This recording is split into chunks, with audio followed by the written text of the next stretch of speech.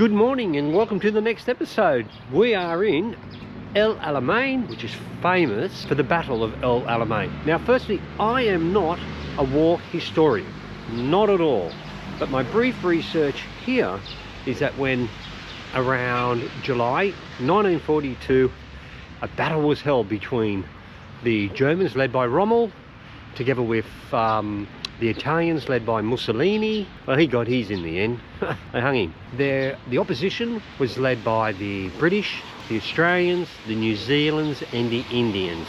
Now my research tells me that what Germany and the Italians were trying to do was to come from Libya, make their way through to Alexandria, where I am now, continue on to Alamein, take Alamein, continue 100 k's east to Alexandria and take the Suez Canal. You take the Suez Canal and you have a free reign on Egypt and also the countries that continue on into the Middle East for their rich resources. I'm going to go in, I'm going to check out the museum, then we're going to have a look at the cemetery. The cemetery has great significance to Australians, which I'll tell you about shortly. They say General Rommel was an amazing tactician, but in this one he lost the battle. No matter where I look, I still think I can't get my head around war, loss of life. Look at this. Amazing, amazing. Tens of thousands of people lost their lives in the Battle of Alamein. I'm not sure whether you can see this, but you can see all the people that were victims or were wounded during the war from 1940 to 1943. Unbelievable. And in relation to the Alamein battle, which hopefully you can see there, gosh, terrible, terrible, terrible, terrible.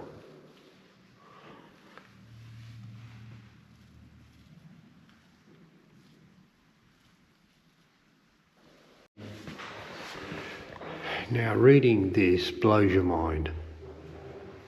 Look at the amount of people that lost their lives in World War II. USA, 295,000. Russia, what's it, 7,500,000. 10,648,474 people lost their lives. Wow, that is so sad.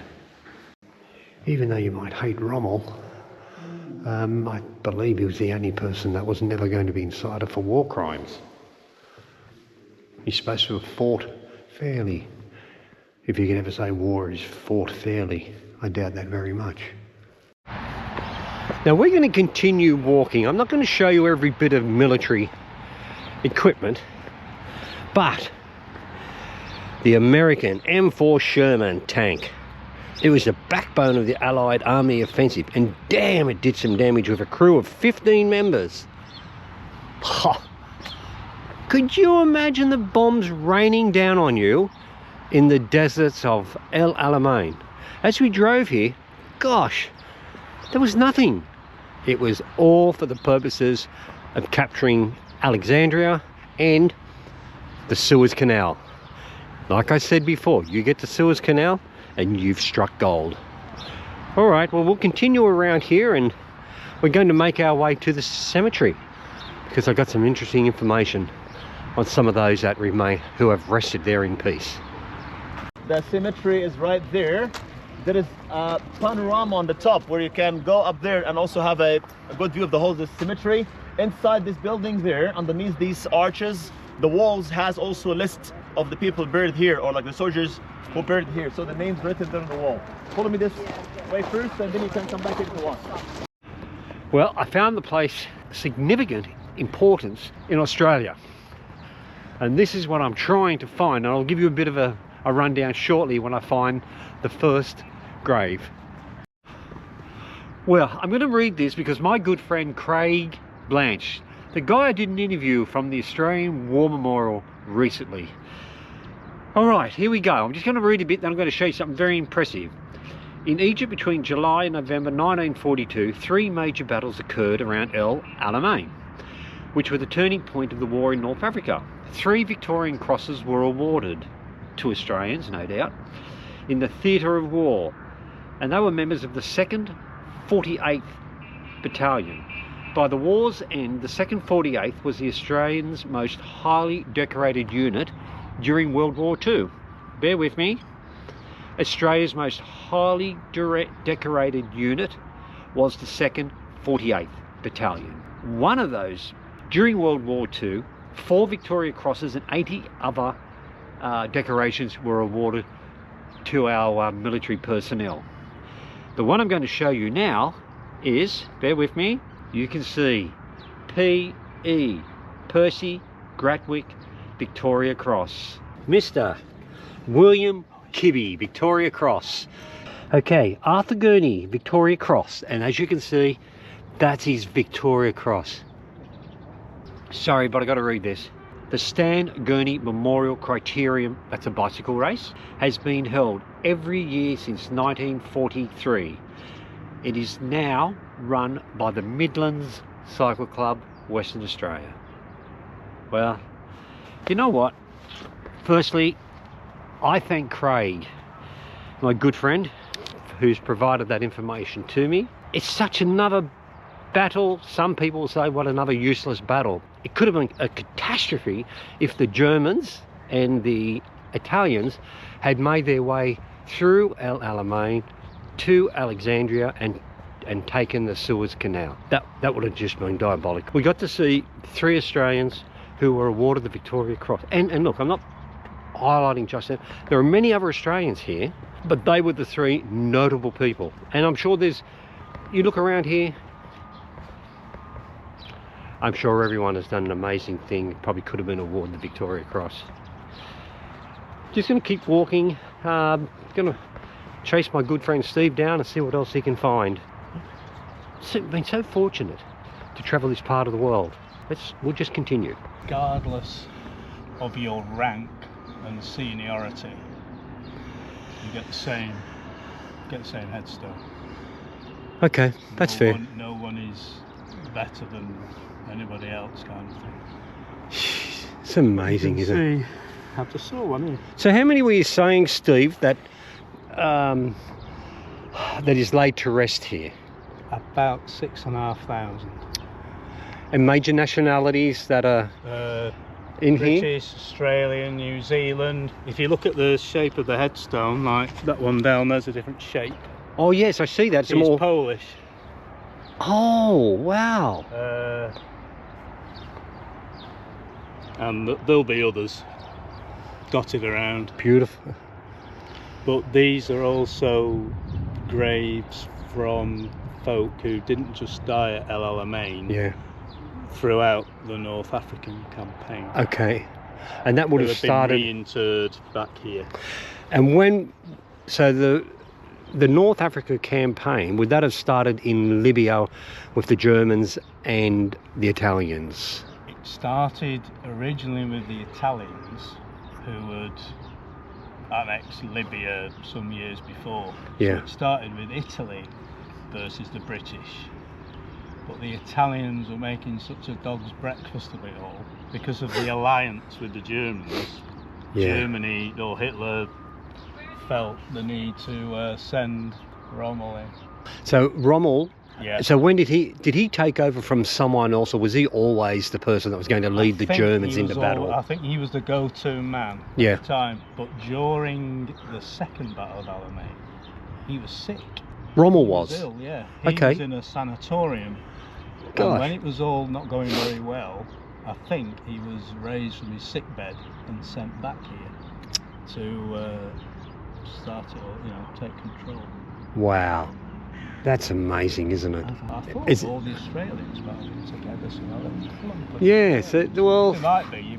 This is why you've got to spend a lot more than half an hour wandering up and down these things. Well, look, I'm really happy that you're giving me a huge helping hand in locating 3 of our distinguished men who received the Victoria Cross, our highest award. I wouldn't have been able to do it without you, to be honest. So that's really good. Well, that's... Wall. Oh yes, let's find, there is a wall. Let's go and find that before we go. Wow, look at this. Gunner S.R. Wall. Died on the 13th of July, 1942, age 26. Australian Imperial Force. Wow. Well, of course, my surname is Wall. I don't know whether that young lad is related to me, but I'm sure my mum, who has completed the family tree back to about 1850, will be able to help me. Or maybe I'll refresh you on the next episode. All right, well, that just about does it. Steve, once again, really appreciate your help today. $1. And he wants $1. Ha ha, fat chance. See you later. That's it for today. Bye. Good morning from the Santana Hotel here in Cairo. When I was leaving the El Alamein cemetery, I had to hurry up because we had to get on the bus and I didn't want to leave anyone waiting for myself and Steve. But when we walked through this main area, one of the caretakers indicated that there was a register of all those that had been laid to rest in the Alamein cemetery. I was very fortunate to find the 3 names of the Victoria Cross recipients, and there was a paragraph in this very important book on each of those persons.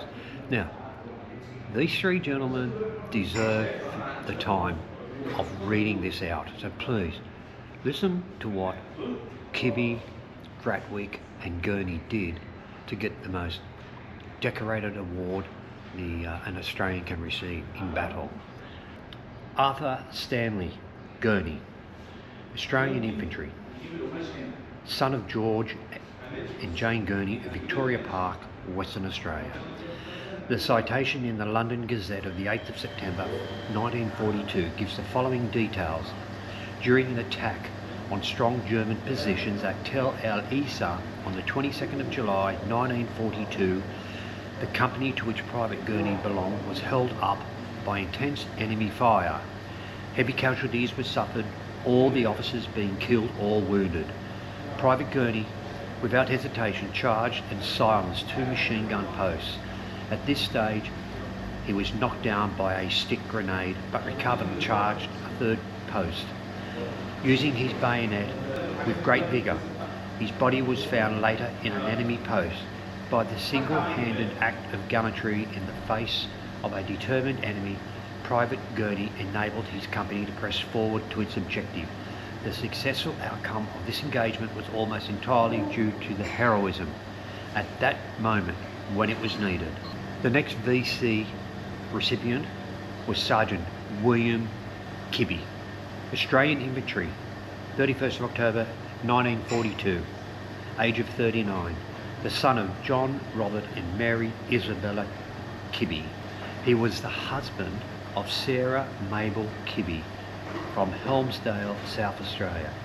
The citation in the London Gazette on the 28th of January 1943 gives the following particulars: that on the 23rd of October 1942, during the attack at, I think it's pronounced Mitaria Ridge, the commander of Sergeant Kibby's platoon was killed and he assumed command. The platoon had to attack strong enemy positions holding up the advance of their company. Without thought for his personal safety, Sergeant Kibby dashed forward, firing his Tommy gun. The courageous lead resulted in the complete silencing of the enemy fire.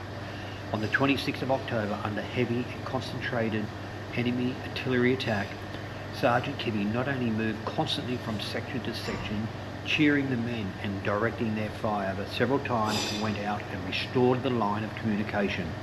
On the night of the 31st of October, again, undeterred by weathering enemy fire, which mowed down his platoon, Sergeant Kibby pressed on towards the objective. Finally, he went forward alone, throwing grenades to destroy the last pocket of resistance. Then only a few yards away he was killed. Such outstanding courage, tenacity of purpose and devotion to duty was entirely responsible for the successful capture of the company's objective. His work was an inspiration to all, and he left behind an example and a memory of a soldier who fearlessly and unselfishly fought to the end to carry out his duty. The last BC recipient was Private Percival Eric Gatwick, again Australian infantry, 40 years of age, came from Western Australia. During an attack at Mitaria Ridge on the night again of the 25th, 26th of October 1942, Private Gatwick's platoon was directed at strong enemy positions, but its advance was stopped by intense fire at short range, which killed the platoon commander and platoon sergeant and many others, reducing the platoon's strength to 7. Private Gatwick, acting on his own initiative with utter disregard for his own safety, charged the nearest post and completely destroyed the enemy with hand grenades.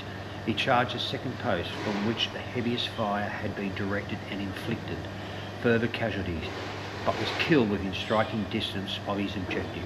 By his brave and determined action, Private Gatwick's company was enabled to move forward and mop up its objective. His unselfish courage, his gallant and determined efforts against the heaviest opposition changed a doubtful situation into a successful capture of his company final objective. Well, there it is. These guys deserve this this mention in my final episode in Egypt. I hope you enjoyed it. Once again, tick, subscribe. So I'm off to Zambia late tonight for a 2-week adventure with my good friend Brian. So next time I see you, Zambia. Bye for now.